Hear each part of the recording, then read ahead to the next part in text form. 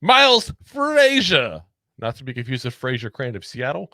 LSU here, played there the last couple of seasons from 22 to 24, started his college career at FIU, also Florida International University, for those who aren't aware, 20 and 21, 6'5", 325 pounds, 23 years old, from Camden, New Jersey. You know what that tells you right off the bat? He's tough. You don't survive in Camden if you're not tough. I'm sorry. That's like a town you go to visit and leave with an extra hole in your body. That's a rough place. This past even season, the aquarium carries their pack heat. Yeah, exactly. The dolphin sitting there with a knife just in case he had shanked somebody. This past season, 13 games, 70.4 PFF grade, 54 career games overall. His snaps the last 3 seasons, 594 at right guard, 1,814 at right tackle. I said it wrong. Left guard, 594 snaps. I need a second cup of coffee now.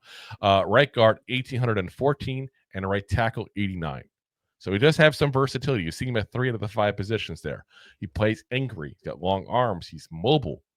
He does need to work on his base, though. You do see him occasionally have a little bit of balance issues. That's an important thing, especially as you're a guard at that point there, because if you're setting up and you have a balance issue and someone knocks you over, there's a hole right in the middle of the line now.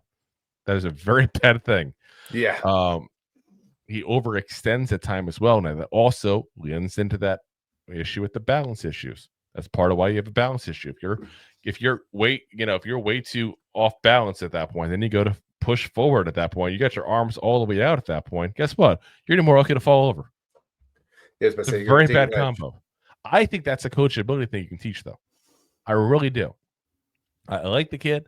I think he's not too far off the 2 kids from Georgia and even Booker from Alabama.